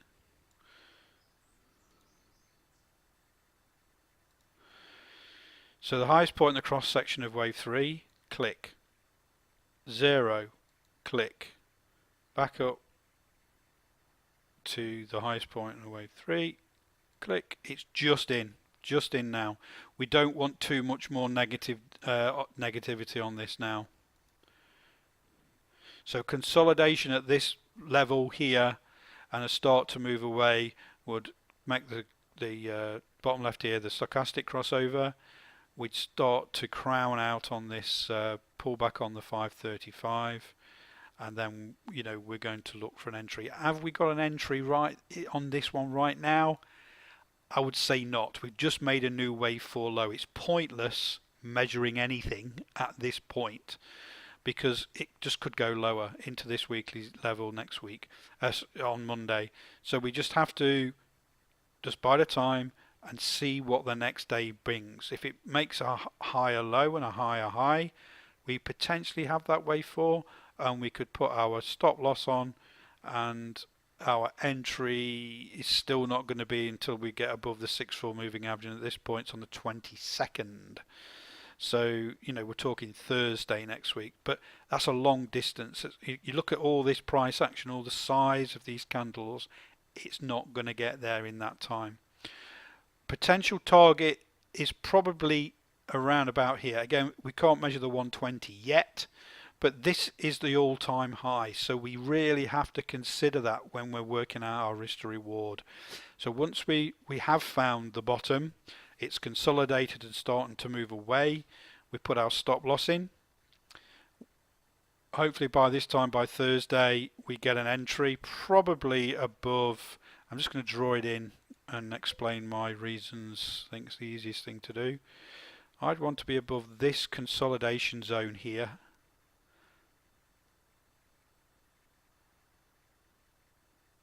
In fact, then we have to consider this low because it was very corrective in these days here. So maybe we just have to consider that the entry might have to be around about there. Let's just put that in green.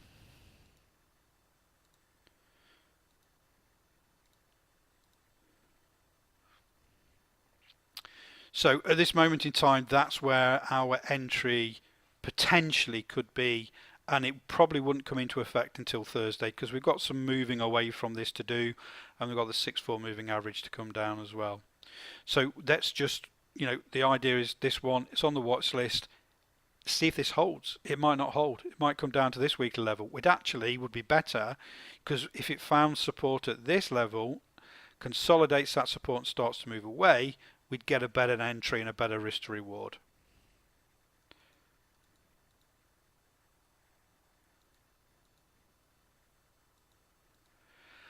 I personally, Trevor, have never used options, but a lot of people in the trade room ask me because I do these setups in the trade room.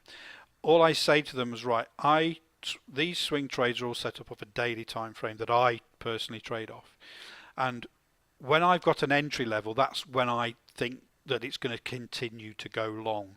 So at that point in time, you then have got to consider the options contracts that are available for the long, and you've also got to consider you've already done the work, so you've got your target price, and all I say to remember is between 7 and 20 days is when 80% of these wave 5 moves hits the target. So then you can work out the type of the length of contract you need, the options contract you need, because you've got you come to the point where you're at your entry price, you know where your target price is going to be, and you know it's going to take between 7 and 20 days. And always err on the side of caution and do 20 days ahead, so you can select the options contracts that are applicable to that. If that makes sense, Trevor?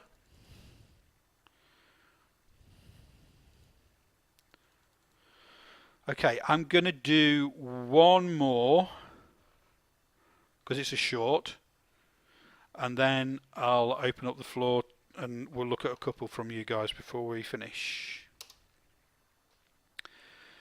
So this is NN.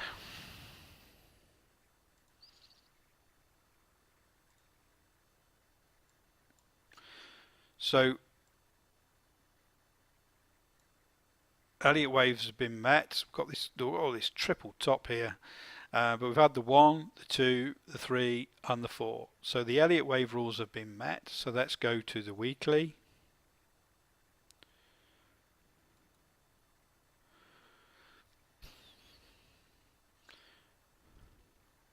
Ooh, we might need to be...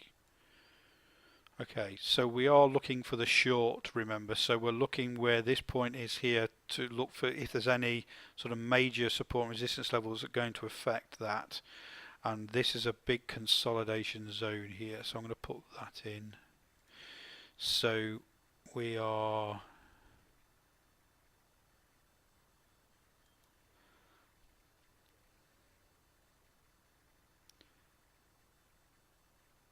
there. So you can see here it was resistance. We've got resistance here and consolidation. We've got support here. So this is a good price for our wave 4 to find some resistance in theory. Okay. Now we've got to look for potential target zones. So we've got this low pivot here. It's been at that price before. It can be at that price again. And we've got another one here. Are we in a channel on the weekly? Not really, because of this very violent bearish move over this 4 or 5 week period. That was very strong move. And so the channel would be too wide. It doesn't really respect a particular, a really tight trend. So there's nothing there to help us really. So let's go now to the daily.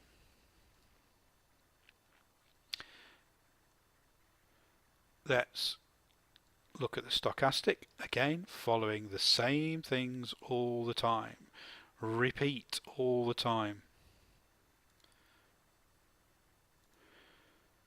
Zoom in, K has crossed the D. We're very close to a weekly level for resistance. It's in our first zone, but the main thing, it's in our first zone. The K has crossed the D in the overbought zone because we're looking to go short on this one. So that's all good. Let's look at the 535.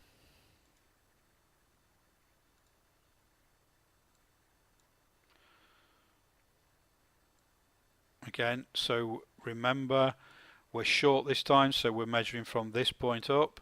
So let's put it in. So this time the highest point on the cross section of 535, because it's short, we're at the bottom here. Whoops, what happened there? Let's try that again.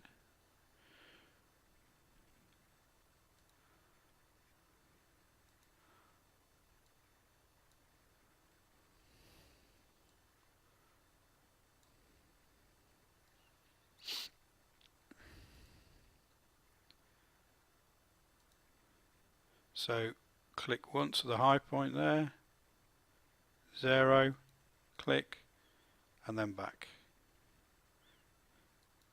We're I'm gonna probably have to zoom in quite a long way, but I'd say it's below the 90. It's got some more to go yet, I think. Oh, we just actually on Friday's bar just turned green at the 0. If we zoom in, you can just see it there. So we're in the zone between 90 and 140%. It's just very difficult to see it when it just goes near the 0 point, but that's where it is. That's good.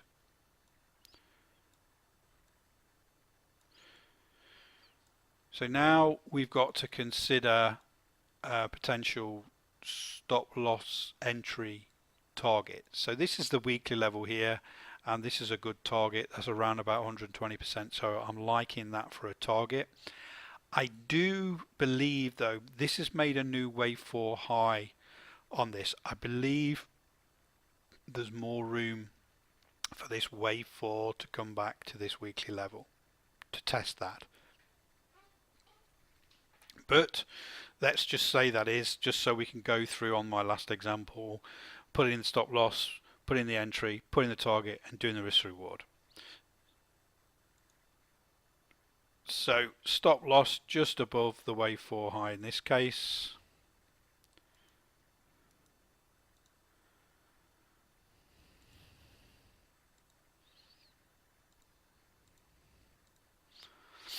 Okay, so the entry on a short, we're looking to go below the 6-4 moving average low.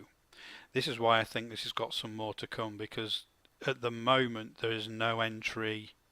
Even looking at price action here, Monday's bar, yeah, is here. We've got on that's a 1-to-1 risk to reward. So in reality, we let's just draw it in and I'll show you. But it's just look at the size of candles. Even if we start to move away from here, we're talking Monday, Tuesday, Wednesday, Thursday, probably this sort of level here for the 22nd, which is Thursday. Everything's happening on Thursday with these, by the way.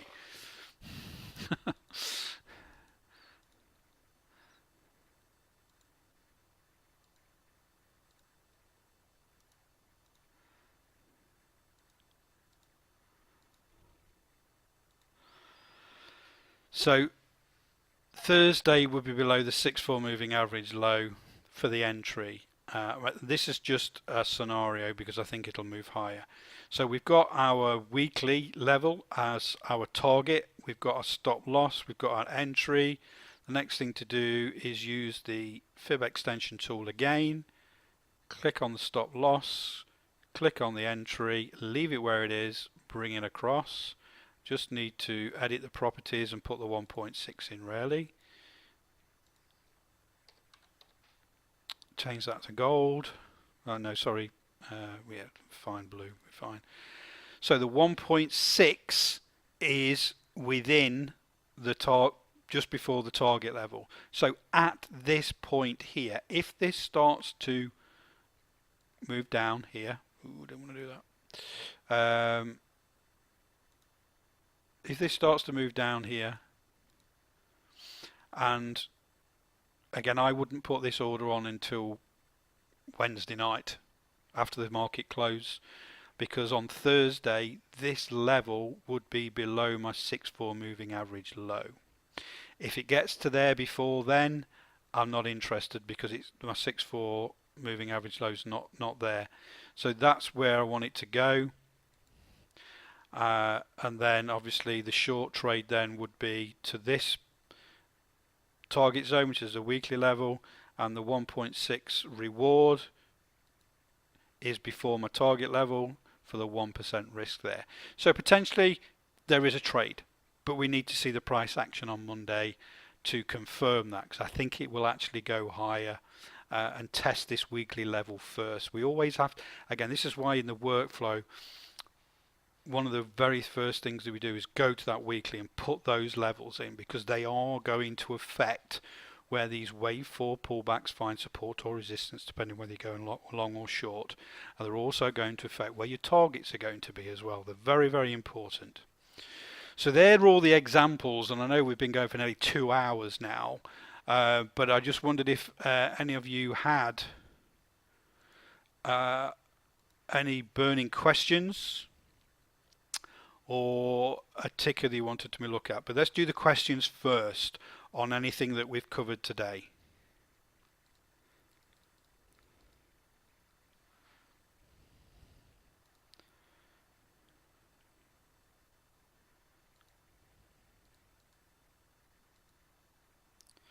So if there's a gap on entry day, so for me personally, Michelle, whether I'm buying physical stocks or trading CFDs, I put a stop limit order on.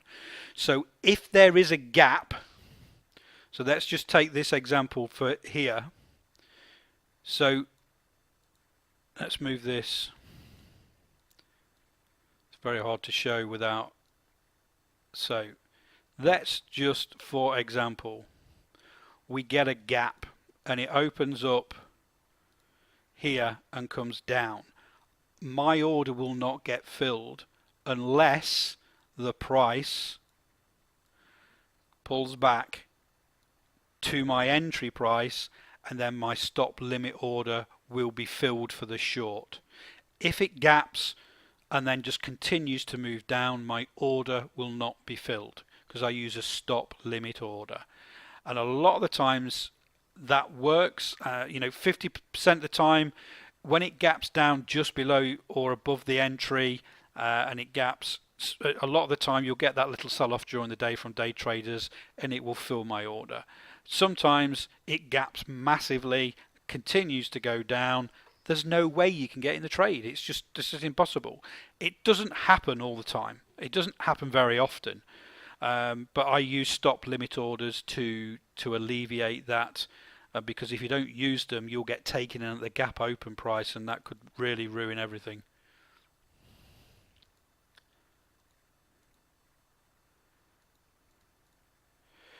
Okay, so what type of chart characteristics have you found best to play for consistent profits? So Simon, sorry, the workflow that I've gone through today and the checklist and understanding price action and volume and always trading mainly off the daily chart. And why is it the daily chart? Because every single bar or candle on a daily chart is a true reflection of market sentiment for a whole trading session. So it has an open, a close, a high and a low. You put those bars together and you start to see the trend or the pullback from the trend, and you can measure those using the Elliott wave theory in this that I've showed you now. So the only, and then it's set in stone. You've got that criteria, that workflow that I talked about. You see a potential trade, you go to the weekly, you put your levels, you put your channels on, you come back to the daily. Stochastic, check. 535, check. Is the wave 4 pullback into your zones? Check. 6-4 moving average, use as an entry.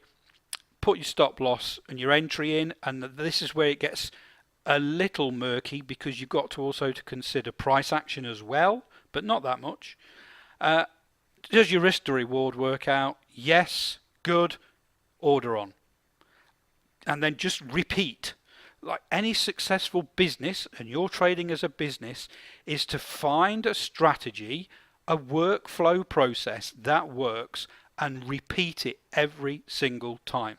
And that's why, on average I get 75, maybe 80% win rate, because we've gone through this whole workflow process and we're using the same rules, the same criteria every single time. These charts are setting up, they're being measured, and the strategy works, and I've been using it for 12 years. And this is why I designed it for Think or Swim, because you've just got to keep repeating it and keep putting them through machine.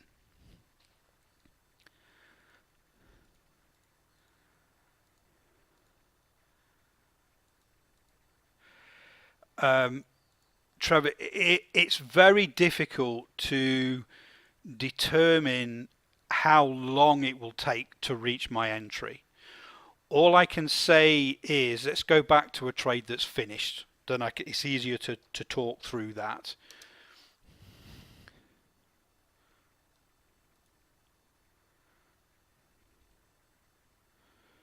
So let's just pull up this trade. So now every chart and every stock is different. But what you have to determine, the first thing is, it finds its wave 4 low. It consolidates at that low and starts to move away. Now, in this case, it took about a week to reach my entry level. Sometimes it could get there in 2 days. You just don't know. But you've put your stop loss on, all your criteria has been met. You've put your entry price on, and you've put your target level. Your risk to reward is there. Everything's fine. All the ticks in the boxes. Put your order on. The only time you will take that order off is if it doesn't reach the entry price and comes back and makes a new low, because then you've got to readjust your calculations. Now, in some cases, it becomes range bound for maybe 2 weeks. So then, not only are you playing the fifth wave, but you're actually in a range, so you're playing the breakout of that range. So sometimes when that happens, don't cancel your order, because when it does break above that range and goes on the fifth wave, it's going to be a strong move. So it's very hard to determine how long that will take. But as soon as you get this second day when you've got the higher high and the higher low, and so that wave 4 is determined a wave 4 for you because you've consolidated, you start to move away, get your order on. You could always take it off at the end of each session if a new low appears. Does that make sense?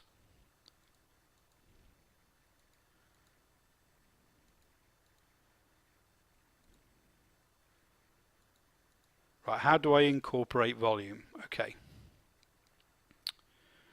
So usually, not all of the time, when a wave 4 ends, you get a drop off in volume. Okay?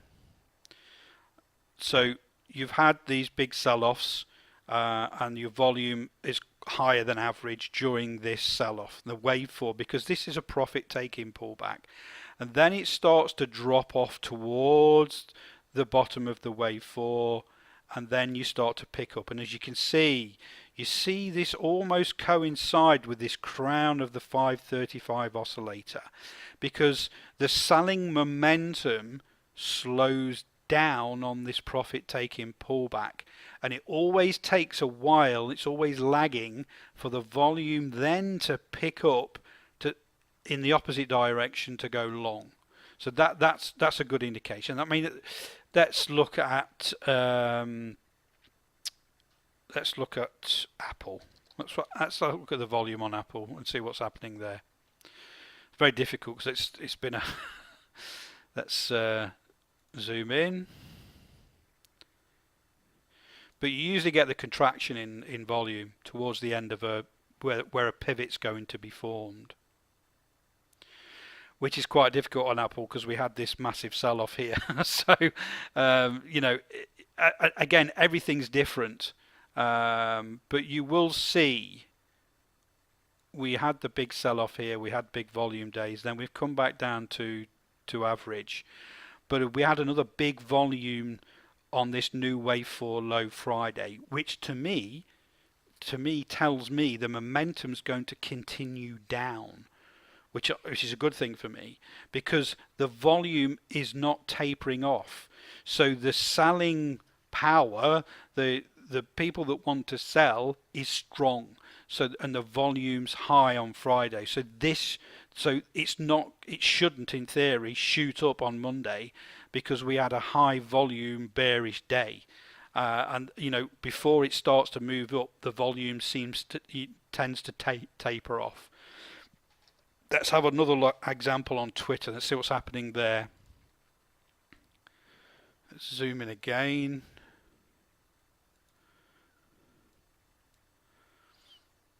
Right, so you can see now, I'm going to put a drawing tool on this. Can you see the volume contracting over last week? There. Okay? Each day slightly lower. And as you can see this contraction in price action as well, this consolidation after this wave 4 low.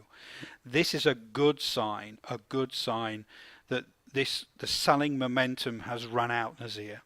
So that means, you know, if we get a lower volume day Monday and we get more consolidation, this is really consolidating at this level. And then in theory, what happens is as the price starts to pull away from there, gradually the volume builds for your bullish momentum. So you're always sort of taking that in consideration as well. So it's a good way to see if that wave 4 has exhausted because your volume starts to contract. Does that answer your question, Nazir?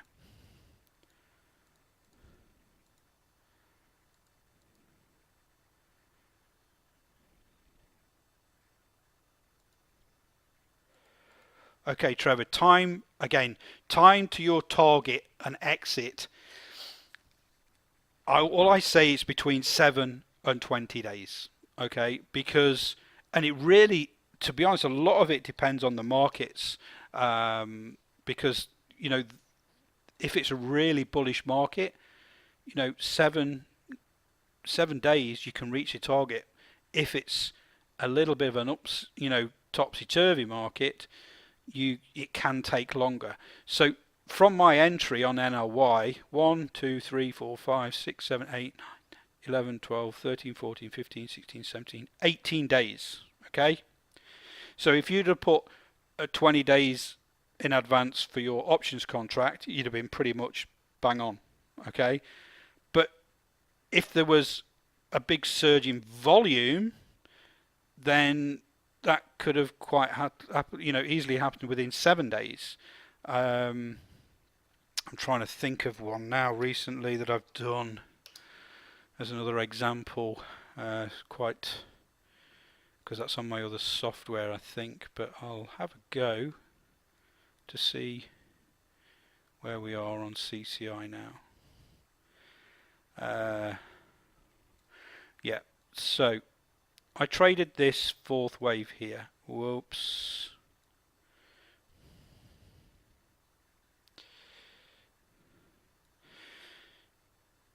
I can't remember now. That's probably a bad example. But you've got to just think 7 to 20 days. Recently I had a trade and it's on my other software and it literally took 7 days because there was a massive gap up, hit my target and I was taken out. Okay, I didn't predetermine that, but that's what happened. So, and in that case it was good.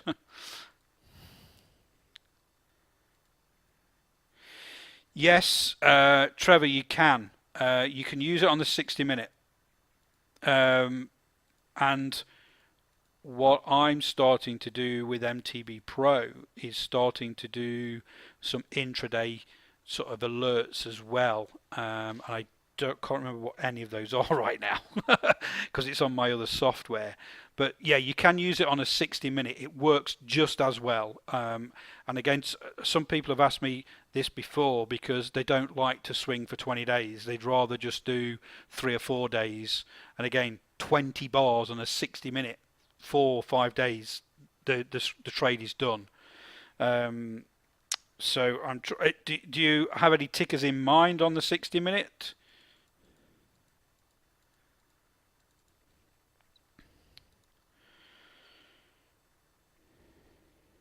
Just trying to think of. I think it might be GS. I think. Let's go to the 60-minute.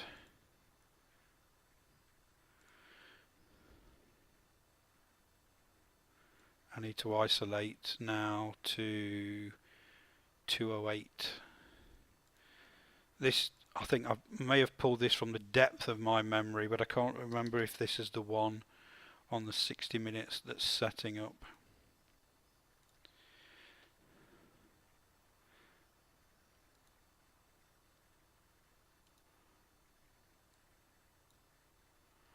I don't think it is. But as you can see in this example here, that's not a great example because it's a banking stock. So I don't know whether JPM is. There are some banking stocks that are setting up on a 60-minute now, but it's just trying to find them. But yeah, it works just as well. You follow the same rules. Now, okay, so all you do, instead of going back to the weekly, you go back to the daily and put the levels on. Okay? So let me just...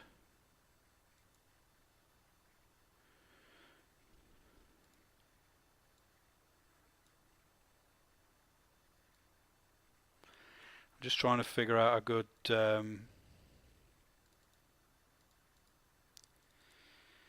That's not, for me, on the 60 minutes. It's not setting up very well.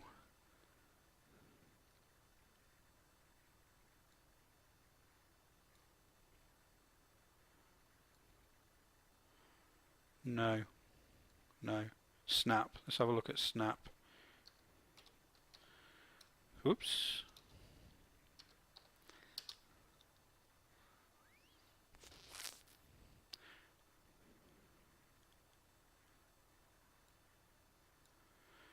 So Snap's just hit the wave 5 low on the 60-minute. Unless you're taking your wave count from here. 1, 2, 3, 4. Maybe if you're taking it from this consolidation and zone there. So that is a 328. Let's have a look.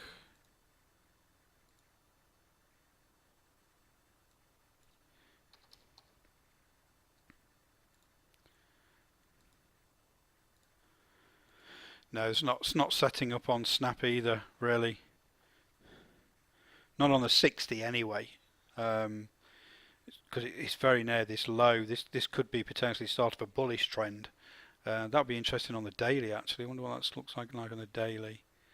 But you know, all you do if you're looking for intraday